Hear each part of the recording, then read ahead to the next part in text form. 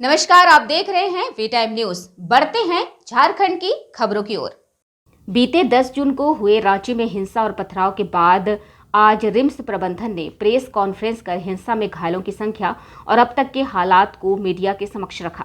RIMS के चिकित्सा अधीक्षक डॉक्टर हिरेंद्र बिरुआ ने घायलों की जानकारी देते हुए कहा, कुल 13 लोग घायल हुए थे जिनका इलाज रिम्स में चल रहा था।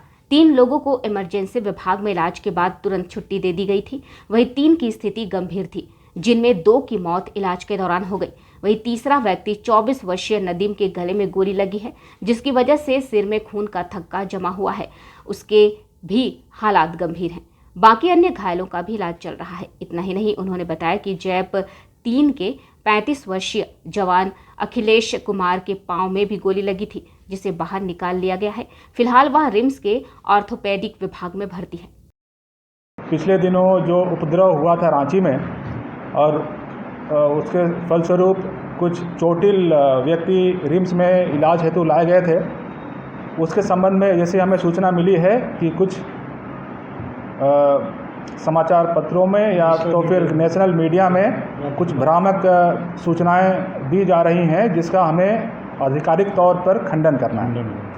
ठीक नहीं है, मतलब यह इस तरह की भ्रामक सूचना या भ्रामक न्यूज़ एक कहीं ना कहीं माहौल को उसको फर्दर बिगाड़ने में की तरफ इंगित कर सकती हैं। इसलिए हम जो इलाज के एंगल से जो हमारा जो पक्ष है, हम उसको रखना चाहते हैं। जैसा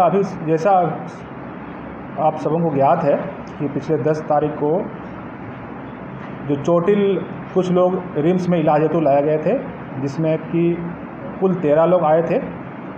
13 में से 3 लोग इमरजेंसी में ट्रीटमेंट के पश्चात चले गए, डिस्चार्ज कर दिए गए, और इस तरह से 10 बच गए थे। 10 में से 3 लोग काफ़ी सीरियस हालत में थे, और एक जिसको सिर में चोट लगी थी उसको सर्जरी नहीं हो पाई और उसको वेंटिलेटर में रखना पड़ा था। दूसरा जो व्यक्ति है उसको तुरंत पेट की सर्जरी करनी पड़ी थी, जिसमें काफ़ी सारी अंदरूनी चोटें थी, और इलाज के क्रम में इन 2 लोगों की मौत उसी रात हो गई थी, और इसके बाद 2 लोगों की। अगर नाम चाहें तो उसमें एक जो मोहम्मद मुदस्सिर उर्फ कैफ़ी, और दूसरा व्यक्ति थे शाहिद।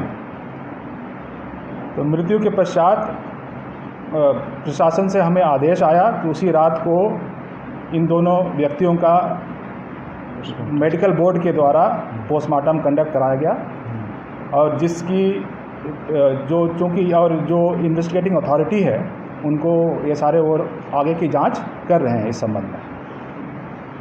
जो तीसरा व्यक्ति है जो फ़िलहाल काफ़ी सीरियस हालत में है, वो न्यू ट्रॉमा सेंटर में की आईसीयू में इलाजरत है, और ये वेंटिलेटर पे है,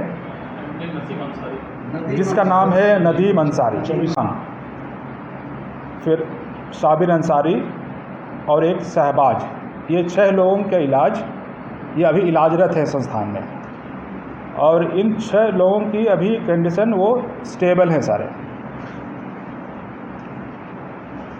और ये कहाँ पे हैं? इन सभी को वार्ड में शिफ्ट करना ये फ़िलहाल तो सुबह तक सर्जरी वार्ड में थे, आईसीयू वार्ड में आईसीयू में थे, चूँकि स्टेबल हैं, और उनको हम चाहते हैं कि इसमें सिक्योरिटी भी इश्यू है।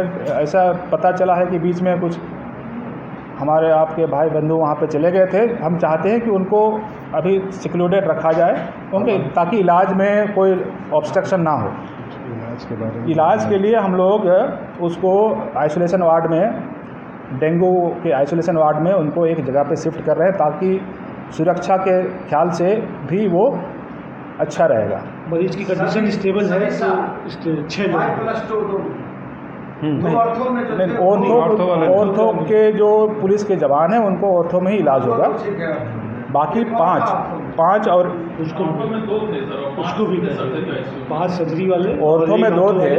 इनको शिफ्ट कर रहे हैं, इनकी कंडीशन स्टेबल है और इनको आईसीयू की जरूरत नहीं है, बिल्कुल स्टेबल कंडीशन है, इसलिए इनको जो है वार्ड में शिफ्ट कर रहे हैं। जो औरतों का जो हमारे जो सर्जन साहब यादव साहब जो है मरारी जी जो है उसको सर्जन है, खुद देख के आए हुए हैं, बढ़िया सर। जो औरतों में जो मरीज हैं शाहबाज, उनकी कल सर्जरी हो चुकी है और जो फ्रैक्चर था उसको फिक्स किया जा चुका है और अंदर से पैलेट को रिमूव किया गया, ऐसा हमें सूचना है।